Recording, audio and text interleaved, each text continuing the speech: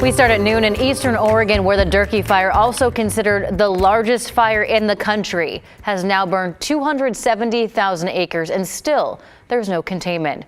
Thank you for joining us. I'm China Green. The Durkee fire is also burning adjacent to the Cow Valley fire. Both fires have burned nearly 400,000 acres altogether and have strained resources. Many residents in the area are under a level 3 go now evacuation. Though yesterday, storms brought rain to some spots, which the Baker County Sheriff called a godsend. That rain brought down the evacuation level in the town of Huntington to a level 1 be ready notice. Still, even with some fortunate news there, this fire has led to loss. A firefighter spoke with our sister station in Boise and says that he came across hundreds of cows and calves he couldn't save. And so when those ranchers lose all that, they don't have anything.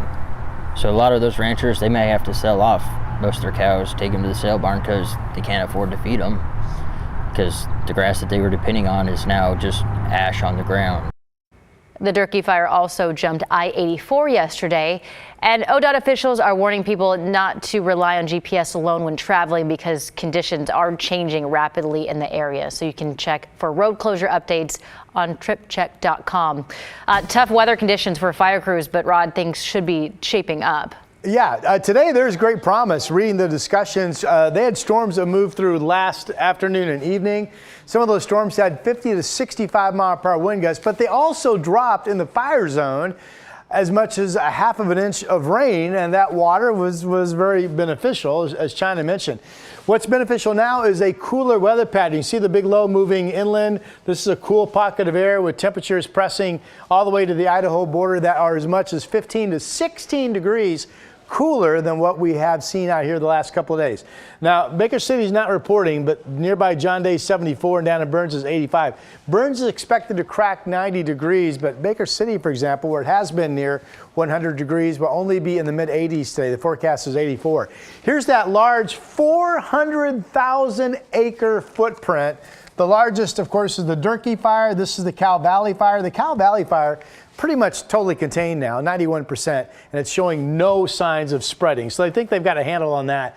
And here's you can see where it's paralleling I-84 right there. Their talk, China, is that with the improved weather conditions today, that they will be able to be more aggressive in their firefighting activity than they've been able to for quite some time as this fire started. We'll have Portland's forecast, of course, coming up. Yeah, that's great news, Ron. Thank you. All right, we also have an update on 2 smaller fires burning in the gorge. The first is a Whiskey Creek fire in Hood River County. It's about 6 miles southeast of Cascade Locks in the Hatfield Wilderness. This started on Saturday, flaring up the past couple of days to nearly 300 acres.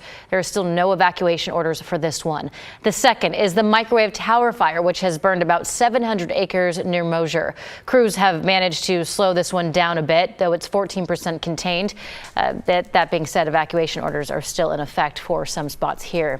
In the meantime, there are now 10 large wildfires burning across Washington state. New evacuation orders have been issued for Yakima and Chelan County. Level 2 evacuations are in effect today for parts of Chelan County, which is east of Seattle because of the Pioneer fire there. The county is requiring tourists, campers, hikers to leave the area. The Pioneer fire is currently burning more than 30,000 acres and is 14% contained this afternoon. Meanwhile, a level 3 go now advisory has been issued for parts of Yakima County due to a retreat fire burning near Natchez. That fire began on Tuesday and has grown to 2,200 acres. You can text the word wildfire to 503-226-5088. The number's there on your screen as well. We will text you back with a link to our wildfire page. It's a running list of all the major fires in Oregon and Washington, along the links to the latest closures and evacuation alerts that you need to know about. New at noon, police are investigating a shooting which left 2 people dead in a Vancouver parking lot. It happened around 8:20 a.m. in the 4300 block of Plomadon Street. Vancouver police say a caller reported seeing a man in the parking lot with a gun and then heard shots fired.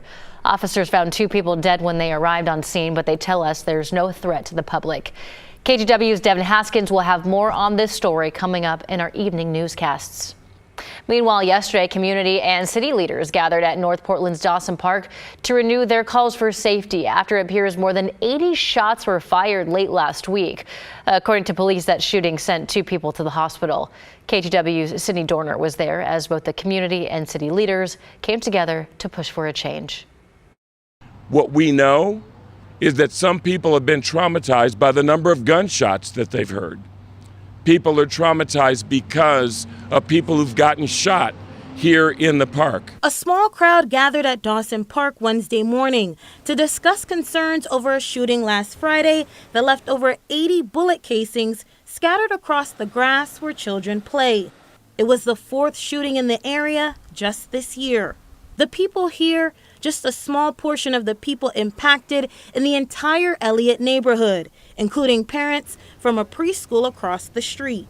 Let's not forget about where we've come from. Pastor J.W. Matt Hennessy led the meeting as city leaders like Mayor Ted Wheeler explained their efforts to make the North Portland Park safe. To really talk about how we can make a sustainable change. It will not come overnight, but we've got to start. We've started prayer walks in the park already. We're going to keep that going. We now have the programs, we have the funding, we have the community engagement, we have the ceasefire program, we have the problem solver meetings, we have the biweekly meetings, we have direct intervention through our Office of Violence Prevention. Mayor Wheeler promised Elliott will be one of the 3 neighborhoods to receive a portion of a $2 million grant through the Department of Justice. Portland police will be upping patrols in the area in the coming weeks. But Black leaders say the real work starts with creating stronger trust between the Black community and officers. And I've talked to some good officers that want to be a part of that. We as a community just got to give them a little bit and see if they blow it or if they stand up to that challenge. There's a lot more to do, but we do have people in this community operating in good faith to try to make things better. Sydney Dorner, KGW News.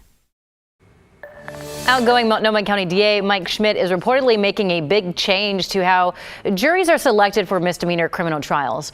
OPB reporting that starting next week, Schmidt will end a practice that allows lawyers to dismiss prospective jurors without a reason. The practice has been criticized for blocking visible minorities from serving on juries. Incoming DA Nathan Vasquez told OPB that he was not consulted and he will reconsider the change when he takes office next year. City and county leaders are now backing a program which makes it easier for those facing addiction on the Portland streets to get help. It's a rare partnership between Portland police and outreach workers that has been months in the making and has already helped about 100 people get same-day services. So here's how it works. When an officer finds someone using hard drugs downtown, they check on any outstanding warrants and also if they want to be connected to recovery services. If that person says yes, officers call an outreach worker based out of a building in Old Town who will then meet that person directly on the streets. I think this provider and police coordination and the expansion of this program is one of the most meaningful and one of the most important. Not every day is a day when people are ready. But when they are ready, we better be there for them. I don't have lived experience. I'm not the best person for this. I'm here to enforce the law.